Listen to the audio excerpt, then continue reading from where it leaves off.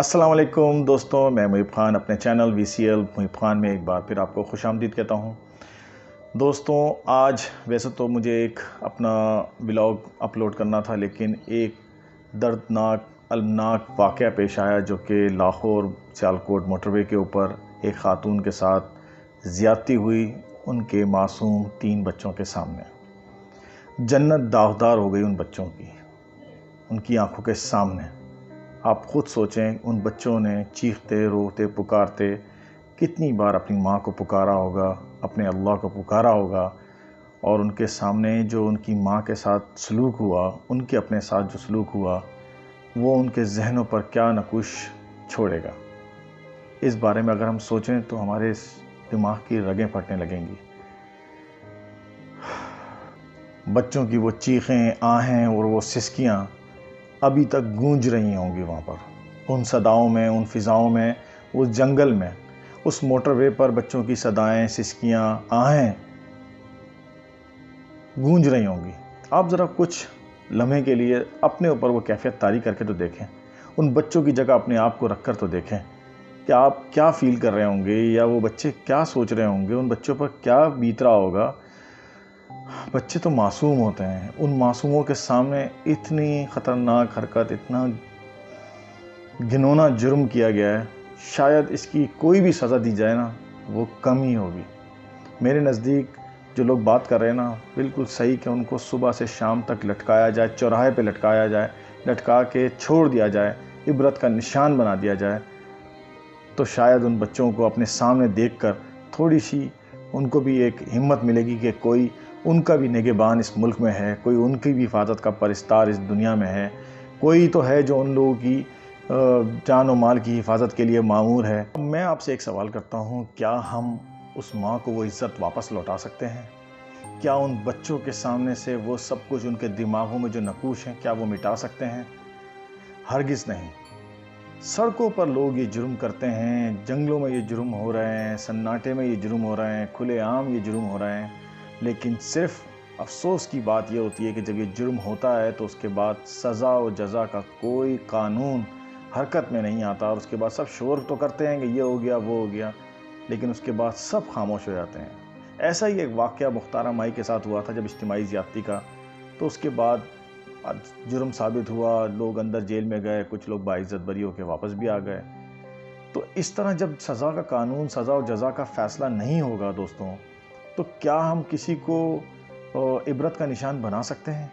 क्या आने वाले वक्तों में ये मसाइल, ये जो प्रॉब्लम्स आई हैं, ये जो मुसीबत इस मुल्क पर तारी हुई है, क्या ये आइंदा ना हो, इसके लिए हम कोई सद्देबाब बना सकते हैं? क्या इसके लिए कोई लाहे अमल तैयार किया जा सकता है?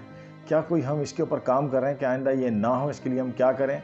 हम हमेशा हर वाक़े के बाद एक कमेटी बनती है और एक नोटिस होता है और बिल्कुल शोर शराबा मचता है, फॉरेंसिंग होती है। ऐसे बहुत सारे हज़ारों लाखों केसेस हैं जिनके जो मीडिया पे नहीं आ पाते, जो कि सामने नहीं ला पाते, और उनको बिल्कुल दबे कागज़ों में दबा कर, कोर्ट कचहरी के बिल्कुल दबे लफ्ज़ों में दबा कर, बुक्स में दबा कर, फाइलों में दबा कर साइड पे रख दिया जाता है, और उनका कोई पुरसाने हाल नहीं। ये तो सिर्फ़ वो औरत एक बहादुर औरत थी जो कि रात के अंधेरे में अपने बच्चों के साथ भी लाहौर से गुजरांवाला जाना चाहती थी अपने घर, और उसे कोई खौफ नहीं था। ये उसकी बहादुरी की दलील है। वरना क्या आज आपकी और हमारी माएँ बहनें ये फ़ैसला कर सकती हैं अकेले जाने का? मैंने तो आज तक ऐसी औरत को नहीं देखा कि जो रात के 12 बजे अपने बच्चों के साथ अकेला गाड़ी ड्राइव करके अकेले अपने बच्चों को लेकर 3 से 4 घंटे का सफ़र तय करे। उस औरत को सलाम है, उसने अपनी बहादुरी का मुज़ाहरा किया है। मेरे नज़दीक वो औरत एक बहादुर औरत है, उसने अपनी बहादुरी का मुज़ाहरा किया है। और वो मर्द जो अपने आप को मर्द कहते हैं, वो एक बोसीदा माशरे के दरिंदा सिफत इंसान है, और उनको इबरत का निशान बनाना चाहिए। उनको ऐसी सज़ा देनी चाहिए कि कोई दूसरा ये हरकत करने से पहले 10 बार सोचे।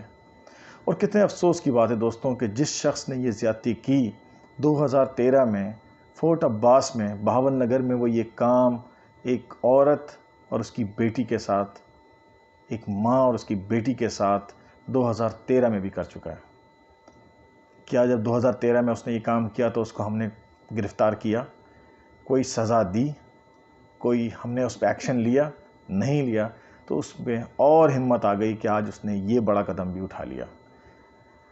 میں سپریم کورٹ اپنے چیف جسٹس عمران خان صاحب پرائم منسٹر پریزیڈنٹ سے مطالبہ کرتا ہوں کہ پلیز خدا را اس ملک میں ایسے سخت قوانین بنائیں جو حضرت عمر فاروق رضی اللہ تعالیٰ عنہ کے دور میں تھے، جو جنرل ضیاء الحق کے دور میں تھے، کہ سامنے چوراہے پہ کوڑے مارے جائیں، سامنے سنگسار کیا جائے، ایسے قوانین بنائے جائیں، ایسی سزائیں دی جائیں جو کہ اسلامی قوانین میں لکھے گئے ہوں، جو اسلامی تاریخ میں ہوں، موجود ہوں، کہ اسلامی قرآن اور سنت کی روشنی میں فیصلے کیے جائیں، اور وہ سزائیں اسی طریقے سے دی جائیں جو اسلام اور سنت میں، اور قرآن اور سنت میں جس کی اجازت دی گئی ہو۔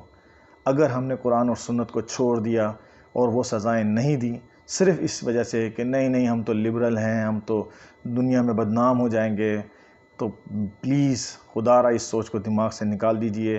میرے نبی کے طریقے، میرے صحابہ کے طریقے میں ہی، اہل بیت کے طریقے میں ہی ہماری بچت ہے، ہمیں انہی کے طریقوں کو فالو کرنا ہے۔ انہوں نے جو سزائیں دی ہمیں بھی وہ سزائیں دینی چاہیے، انہوں نے جو جزا دی ہمیں بھی وہ جزا دینی چاہیے، وہ جو طریقہ اپناتے تھے ہمیں وہ طریقہ اپنانا چاہیے، تاکہ ہم اپنی عورتوں کو، اپنے بچوں کو، اپنے معاشرے کو ایک مہذب، سمجھدار اور پڑھا لکھا معاشرہ بنا سکیں۔ ہم اگر انہی چیزوں کے پیچھے پڑے رہیں گے تو یہ معاشرہ کیسے ترقی کرے گا؟ کیسے لوگوں میں یہ ہمت پیدا ہو جاتی ہے کہ جہاں یہ ہمت تب پیدا ہوتی ہے جہاں انصاف کے تقاضے پورے نہیں ہوتے۔ تو پلیز میری گزارش ہے چیف جسٹس صاحب سے کہ اس پہ ایکشن لیں، قوانین بنائیں، سخت سے سخت سزائیں ان کے لیے رکھیں، تاکہ کوئی مستقبل میں یہ کام کرنے کی جرات نہ کرے۔ لاہور نے جو بیان دیا کہ یہ عورت رات کے اکیلے میں کیوں جا رہی تھی اور جی ٹی روڈ پہ جانا چاہیے تھا، ارے میاں کیا بات کرتے ہو؟ یہ رات کے اندھیرے میں جا رہے یا دن کے اجالے میں جائے، یہاں پر گورنمنٹ یا قانون نافذ کرنے والے ادارے کیا سو رہے ہیں؟ جب اس عورت نے کال کی، جب اس عورت نے کال کر کے اپنے محافظ یعنی پولیس والوں کو، موٹر وے سیکورٹی کو بلانا چاہا کہ پلیز مجھے یہاں پہ پیٹرول پرووائڈ کر دیا جائے، میرا پیٹرول گاڑی میں ختم ہو گیا ہے، تو اس کے 2 گھنٹے کے بعد وہاں پر پولیس پہنچتی ہے۔ یہ ہمارا نظام ہے، یہ ہماری اسپیڈ ہے کہ ایک ماں بہن کی عزت کے لیے، کہ ہمیں کیا پولیس والوں کو نہیں پتہ تھا کہ وہ علاقہ اتنا خطرناک ہے؟ کیا پولیس والوں کو نہیں پتہ تھا کہ یہاں پہ کچھ اور بھی چیز ہو سکتی ہے؟ ہمیں وہاں پہ فٹافٹ پہنچنا چاہیے، جلد سے جلد پہنچنا چاہیے۔ کیا ان کے علم میں یہ بات نہیں تھی؟ ضرور، یقیناً ان کے علم میں یہ بات تھی کہ وہ علاقہ اتنا خطرناک ہے، تو ان کو 15 سے 20 منٹ میں پہنچ جانا چاہیے تھا، لیکن یہ پہنچے اس وقت جب کہانی ختم ہو چکی تھی، جب عزت تار تار ہو چکی تھی، جب